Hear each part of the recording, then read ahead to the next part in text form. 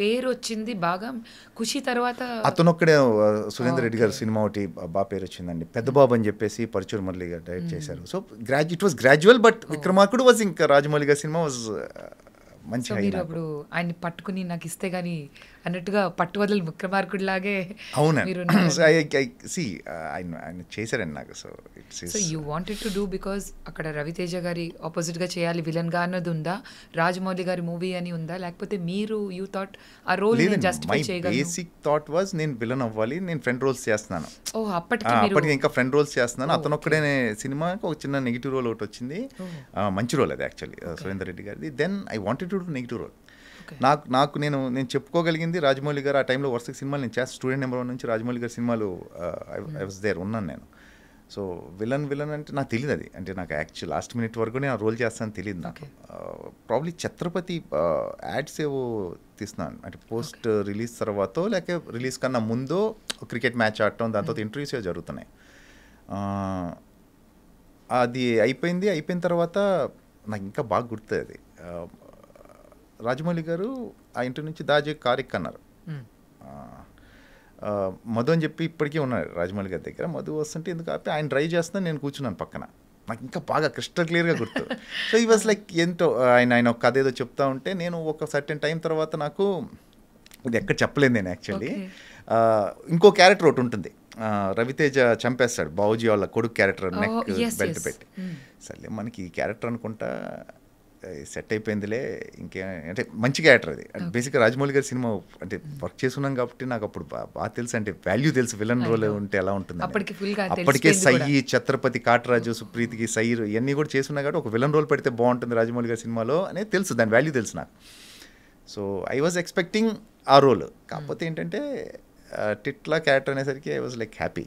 అంటే సో ఎందుకో ఫీలింగ్ ఉంటుంది కదా, రాజమౌళి గారు లాంటి వ్యక్తి ఒక విలన్ రోల్ ఆ సినిమాలో అంటే దాని ముందు వచ్చిన విలన్స్ కూడా చాలా పెద్ద పెద్ద villain roles. So I was happy. And mostly ఆయన పిక్చరైజ్ చేసే విధానం కూడా ఒక రేంజ్ లో ఉంటుంది.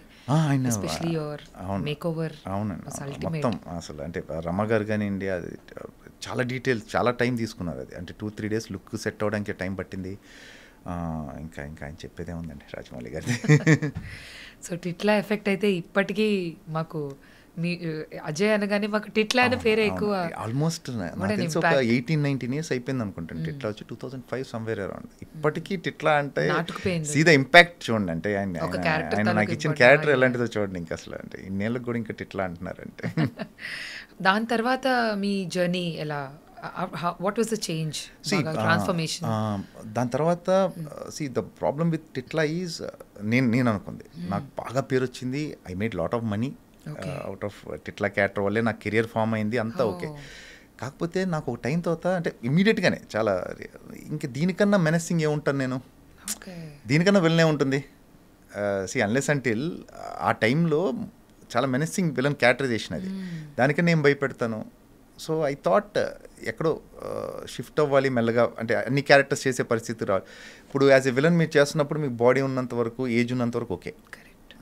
You have to be around. When it goes off like age పెరిగే కొద్దీ మీ బాడీ అంతా కూడా దాని లోపల మీరు క్యారెక్టర్ యాక్టర్గా ట్రాన్స్ఫార్మ్ అయిపోవాలి. So that was my plan.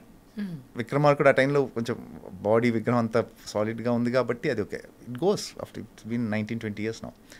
So దీన్ని ఎట్లా చేయాలనే దాంట్లో మెల్లగా పాజిటివ్ రోల్స్ చేయడం, ఇష్క్ వచ్చిన తర్వాత థ్యాంక్స్ టు విక్రమ్ ఇష్క్ రావడంతో అగైన్ ఒక బ్రదర్ రోల్ అలా వెళ్ళిపోయింది ఇంకా అసలు కెరియర్. అసలు హ్యూజ్ ట్రాన్స్ఫర్మేషన్. అసలు అలా యాక్సెప్ట్ చేసిన ఒక పర్సన్ని ఇష్క్లో brother role, that is also అందులో చిన్న విటీ క్యారెక్టర్ ఉన్నప్పటికీ very convincing. You are as good as your director అండి. అంటే మీ డైరెక్టర్ రైటింగ్ బట్టే మీరు, any actor can't go beyond that. అంటే దాని పైకి వెళ్ళి అంటే ఏదో 1-2 డైలాగుల వరకు ఏదో కన్విన్స్ చేసి కొంచెం ఏమైనా పుల్ చేయొచ్చు అని యాక్టర్, బట్ బేసిక్గా రైటింగ్లో లేదంటే ఏ యాక్టర్ ఏం చేయలేడు, ఎవరేం చేయలేరు. అమితాబ్ బచ్చన్ గారు కూడా ఏం చేయలేరు. సో ఏంటంటే you are as good as your writing. మీరు లక్కీ అయితే మీరు మంచి మంచి సిచ్యువేషన్స్లో ఉండే చాలా మంచి సిచ్యువేషన్స్ దొరుకుతాయి టు ఎనాక్ట్ ఆన్ స్క్రీన్. లేదంటే ఒకటే యూజువల్గా టైప్ కాస్ట్ చేయడం ఎక్కువ మన దగ్గర. You keep on typecasting, అంటే విలన్ చేస్తే విలనే, ఓకే. ఫ్రెండ్ అది యూజువల్లీ జరుగుతుంది. But luckily things have change now. Because మీకు కూడా అది మొనోటనస్ అవును, అయిపోయి నేను చాలా ఏళ్ళు ఫ్రెండ్గా చేశాను, చాలా ఏళ్ళు విలంగా చేశాను. అంటే దిర్ ఈజ్ ఈదర్ పాజిటివ్ ఉండేది లేకపోతే dark, nothing like grey in between. అంటే డార్క్ ఉండేది లేకపోతేనేమో మంచి గ్రే ఒకటి ఉంటుంది కదా మధ్యలో ఒకటి, అందులో చాలా చాలా ఉంటాయి. ఇప్పుడు ఇష్క్ ఉంది. ఇష్క్ ఫర్ ఎగ్జాంపుల్ తీసుకుంటే మీకు ఫాదర్ అంటే భయం ఉంది, సిస్టర్ అంటే ప్రేమ ఉంటుంది, నితిన్ క్యారెక్టర్ అంటే ఇష్టం ఉండదు నాకు, వైఫ్కి అబద్ధం చెప్పాను అది కవర్ చేసుకోవాలి. సో ఒక్క సీన్లో ఇన్ని ఉన్నాయి. సో అది ఎప్పుడు వస్తుందంటే ఏమన్నా డైరెక్టర్ రాసినప్పుడు వస్తుంది. సో ఈవెన్ అది కూడా ఐ థింక్ విక్రమ్ నన్ను పెట్టాలని లేదండి. విక్రమ్కి యాక్చువల్ నితిన్ వల్ల రోల్ వచ్చింది. సో విక్రమ్ పెట్టాలని లేదనుకుంటా నాకు తెలిసి.